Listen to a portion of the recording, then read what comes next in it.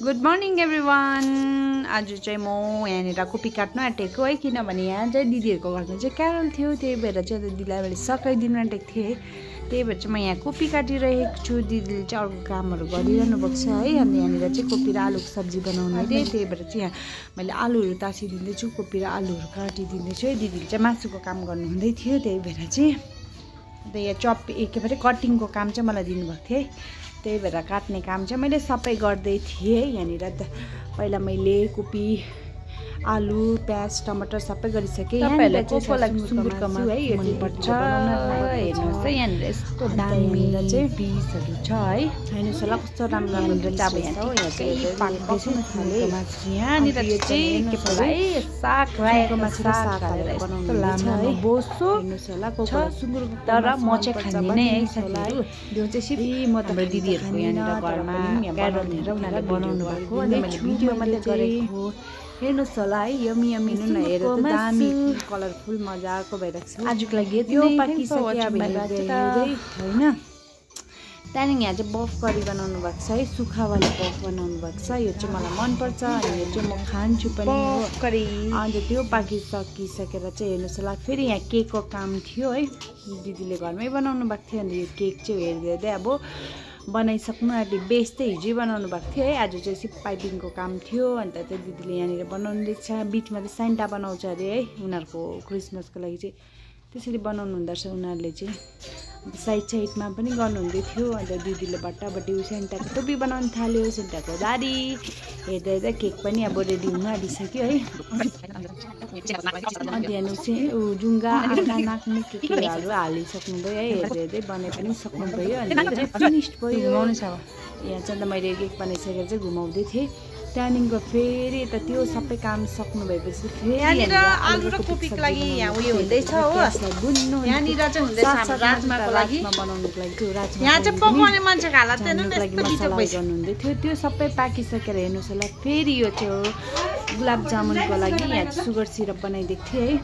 त्यहाँनिर यहाँनिर चाहिँ अब दिदीले हाल्नु हुँदैछ त्यो अघि बनाएको डल्लो। यो पनि लो हिटमा बनाउनु दिनुपर्दो रहेछ खासमा, दामी फ्लफी स्पन्जी दामी हुँदो रहेछ। हेर्दै हेर्दै गुलाब जामुन पनि रेडी भइसक्यो है।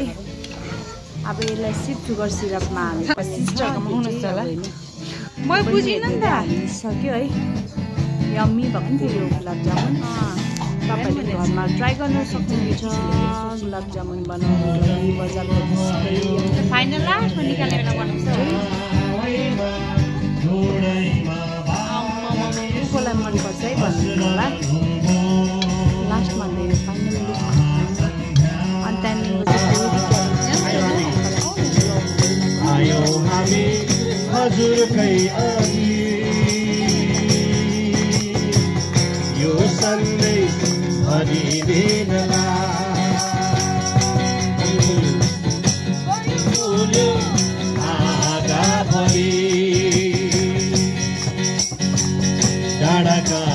ढाकिसक्यो क्रिसमस फुलले